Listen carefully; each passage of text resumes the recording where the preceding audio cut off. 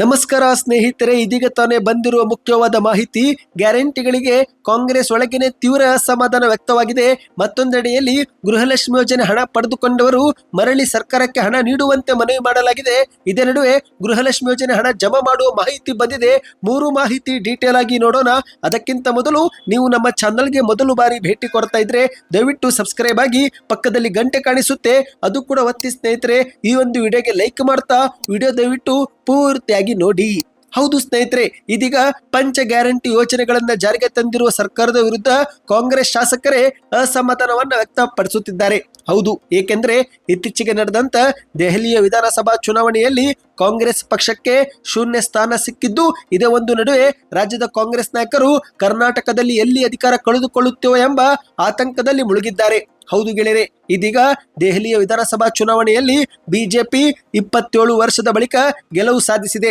Aam Aadmi party ಸೋಲನ್ನ ಕಂಡಿದ್ದು, ಆದರೆ ಕಾಂಗ್ರೆಸ್ ಪಕ್ಷಕ್ಕೆ ಶೂನ್ಯ ಸ್ಥಾನ ಸಿಕ್ಕಿದೆ. ಹಾಗಾಗಿ ರಾಜ್ಯದ ಕಾಂಗ್ರೆಸ್ ನಾಯಕರು ಮುಖ್ಯಮಂತ್ರಿ ಮತ್ತು ರಾಜ್ಯ ಕಾಂಗ್ರೆಸ್ ಸರ್ಕಾರಕ್ಕೆ ಸಲಹೆ ಕೊಡ್ತಿದ್ದಾರೆ. ಹೌದು ಸ್ನೇಹಿತರೆ, ಕೆಲ ಕಾಂಗ್ರೆಸ್ ಶಾಸಕರು ಸಿದ್ದರಾಮಯ್ಯನವರ ಎದುರು ನಿಂತು ಮಾತನಾಡಲಾಗದೆ ಮೌನಕ್ಕೆ ಶರಣಾಗಿದ್ರೆ, ಇನ್ನು ಕೆಲ ಕಾಂಗ್ರೆಸ್ ನಾಯಕರು ಮುಲಾಜಿಲ್ಲದೆ ತಮ್ಮ ಅಭಿಪ್ರಾಯವನ್ನ ಹೇಳುತ್ತಿದ್ದಾರೆ. ಕಾಂಗ್ರೆಸ್ ಸರ್ಕಾರ ಕೇವಲ ಗ್ಯಾರಂಟಿ ಎಂದು ಹೇಳಿಕೊಂಡ್ರೆ ಏನೂ ಆಗೋದಿಲ್ಲ. ಮುಂದಿನ ದಿನಗಳಲ್ಲಿ ಕಾಂಗ್ರೆಸ್ ಸರ್ಕಾರ ಉಳಿಸಿಕೊಳ್ಳಬೇಕಂದ್ರೆ ಅಭಿವೃದ್ಧಿ ಕೆಲಸವನ್ನ ಮಾಡಬೇಕು. ರಾಜ್ಯದ ಅಭಿವೃದ್ಧಿ ಜೊತೆಗೆ ಚುನಾವಣೆ ಸಮಯದಲ್ಲಿ ಕೊಡಲಾದಂತ ಪ್ರಣಾಳಿಕೆಯ ಎಲ್ಲ ಭರವಸೆಗಳನ್ನು ಕೂಡ ಈಡೇರಿಸಬೇಕು ಎಂದು ಒತ್ತಾಯಿಸಿದ್ದಾರೆ. ಇನ್ನು ಎರಡನೇ ಮಾಹಿತಿಗೆ ಹೋಗೋಣ ಸ್ನೇಹಿತರೆ. ಇತ್ತೀಚೆಗೆ ಸಚಿವ ಲಕ್ಷ್ಮೀ ಹೆಬ್ಬಾಳ್ಕರ್ ಅವರು ಮಾಧ್ಯಮಗಳ ಮುಂದೆ ಗೃಹಲಕ್ಷ್ಮಿ ಯೋಜನೆ ಹಣ ಜಮಾವಾಗುವ ಕುರಿತಂತೆ ಒಂದು ಮುಖ್ಯವಾದ ಮಾಹಿತಿ ಕೊಟ್ಟಿದ್ದಾರೆ. ಹೌದು, ಶೀಘ್ರವೇ ಸರ್ಕಾರ ಪೆಂಡಿಂಗ್ ಉಳಿಸಿಕೊಂಡಿರುವ ಎಲ್ಲ ಕಂತುಗಳನ್ನು ಮಹಿಳೆಯರ ಖಾತೆಗೆ ಜಮಾ ಮಾಡಲಿದೆ. ಈ ಬಾರಿ ಗೃಹಲಕ್ಷ್ಮಿ ಯೋಜನೆ ಹಣವು ತಾಲೂಕು ಪಂಚಾಯತ್ ಇಲಾಖೆ ಮೂಲಕ ಜಮಾ ಮಾಡಲಾಗುತ್ತಿರುವುದರಿಂದ ಸ್ವಲ್ಪ ಸಮಸ್ಯೆ ಆಗಿದೆ. ಮೊದಲು ಉಪನಿರ್ದೇಶಕರ ಕಚೇರಿಯಿಂದ ತಾಲೂಕು ಪಂಚಾಯತ್ ಇಲಾಖೆಗೆ ಹಣ ವರ್ಗಾವಣೆ ಆಗುತ್ತೆ. ತಾಲೂಕು ಪಂಚಾಯತಿಯಿಂದ ಮಹಿಳಾ ಮತ್ತು ಮಕ್ಕಳ ಇಲಾಖೆಗೆ ವರ್ಗಾವಣೆ ಆಗುತ್ತೆ. ನಂತರ ಅದು ಫಲಾನುಭವಿಗಳ ಖಾತೆಗೆ ಸೇರುತ್ತೆ ಎಂದು ಸ್ಪಷ್ಟಪಡಿಸಿದ್ದಾರೆ. ಈಗ ಗೃಹಲಕ್ಷ್ಮಿ ಯೋಜನೆ ಹಣವು ನಮ್ಮ ಇಲಾಖೆಗೆ ಬಂದು 15 ದಿನ ಕಳೆದು ಹೋಗಿದೆ.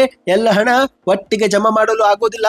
ಹಾಗಾಗಿ ಹಂತ ಹಂತವಾಗಿ ಈ ಒಂದು ಹಣ ಮಹಿಳೆಯರ ಖಾತೆಗೆ ಜಮಾ ಆಗುತ್ತೆ ಎಂದಿದ್ದಾರೆ. ಇದೇ ಒಂದು ಫೆಬ್ರವರಿ ತಿಂಗಳ ಕೊನೆ ವಾರದಲ್ಲಿ ಹಣ ಜಮಾವಾಗುತ್ತೆ ಎಂದು ಮಾಧ್ಯಮಗಳ ಮುಂದೆ ಸ್ಪಷ್ಟಪಡಿಸಿದ್ದಾರೆ. ಇನ್ನಿದೀಗ ಕೊನೆಯ ಮುಖ್ಯವಾದ ಮಾಹಿತಿಗೆ ಹೋಗೋಣ ಸ್ನೇಹಿತರೆ. ಇಂದು ರಾಜ್ಯದ ಕಾಂಗ್ರೆಸ್ ಸರ್ಕಾರವು ಬಡವರಿಗೆ ಸಹಾಯಕವಾಗಲೆಂದು 5 ಗ್ಯಾರಂಟಿ ಯೋಜನೆಗಳನ್ನ ಜಾರಿಗೆ ಮಾಡಿದೆ. ಆದರೆ ಈ ಒಂದು ಗ್ಯಾರಂಟಿ ಯೋಜನೆಗಳು ಇಂದು ಆರ್ಥಿಕರಾಗಿ ಸದೃಢರಾಗಿರುವ ಉಳ್ಳವರು ಕೂಡ ಪಡೆದುಕೊಳ್ಳುತ್ತಿದ್ದಾರೆ. ಹೌದು ಗೆಳೆಯರೆ, ಮನೆಯಲ್ಲಿ ಕಾರು ಇದ್ರೂ ಕೂಡ ಉಚಿತ ಬಸ್ ಪ್ರಯಾಣವನ್ನ ಮಾಡ್ತಿದ್ದಾರೆ. ಇನ್ನು ಕೆಲವರು ಸ್ವಂತ ಮನೆ ಆಸ್ತಿ ಪಾಸ್ತಿ ಇದ್ರೂ ಕೂಡ ಗೃಹಲಕ್ಷ್ಮಿ ಯೋಜನೆಯ 2,000 ರೂಪಾಯಿಯನ್ನ ಪಡೆದುಕೊಳ್ಳುತ್ತಿದ್ದಾರೆ. ಹಾಗಾಗಿ ಆರ್ಥಿಕರಾಗಿ ಸಬಲರಾಗಿರುವ ಮಹಿಳೆಯರು ಈ ಒಂದು ಹಣವನ್ನ ಸರ್ಕಾರಕ್ಕೆ ಸ್ವಯಂ ಪ್ರೇರಿತವಾಗಿ ವಾಪಸ್ ಮಾಡಿ ಎಂದು ಈಗ ಮನವಿ ಮಾಡಿಕೊಳ್ಳಲಾಗಿದೆ. ಹೌದು, ಸ್ವತಃ ಬಿಬಿಎಂಪಿ ಗ್ಯಾರಂಟಿ ಯೋಜನೆಗಳ ಅನುಷ್ಠಾನ ಸಮಿತಿ ಅಧ್ಯಕ್ಷರಾಗಿರುವ ಜಿ ಕೃಷ್ಣಪ್ಪ ಎನ್ನುವರು ಬೆಂಗಳೂರಲ್ಲಿ ಈ ಒಂದು ಮನವಿ ಮಾಡಿದ್ದಾರೆ. ಬೆಂಗಳೂರಿನ ಬೊಮ್ಮನಹಳ್ಳಿ ವಿಧಾನಸಭಾ ಕ್ಷೇತ್ರದ ಕಚೇರಿಯಲ್ಲಿ ಸಭೆ ಮಾಡಿ ಈ ಒಂದು ಮನವಿಯನ್ನ ಮಾಡಿದ್ದಾರೆ ಸ್ನೇಹಿತರೆ. ಗ್ಯಾರಂಟಿ ಯೋಜನೆಗಳು ರಾಜ್ಯದ ಬಡ ಜನರಿಗೆ ತುಂಬಾ ಸಹಾಯಕವಾಗಿದೆ. ಮಾಸಿಕ 2,000 ರೂಪಾಯಿ ನೀಡಲಾಗುತ್ತಿದೆ. ಆದರೆ ಈ ಒಂದು ಹಣವು ಬಡವರಿಗೆ ತಲುಪಬೇಕು.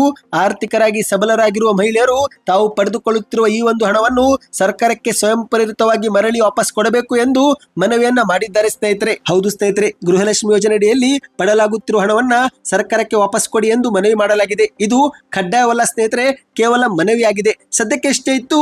ಈ ಮೂರು ಮಾಹಿತಿಗಳು ಇಷ್ಟವಾಗಿದ್ರೆ ವಿಡಿಯೋಗೆ ಲೈಕ್ ಮಾಡಿ, ನಿಮ್ಮ ಅನಿಸಿಕೆ ಕಮೆಂಟ್ ಮಾಡಿ, ನಿಮ್ಮ ಊರಿನ ಹೆಸರನ್ನ ಕಮೆಂಟ್ ಮಾಡ್ತಾ ಹೆಚ್ಚಿನ ಮಾಹಿತಿ ಪಡೆಯಲು ಈಗಲೇ ಚಾನಲ್ಗೆ ಸಬ್ಸ್ಕ್ರೈಬ್ ಆಗಿ.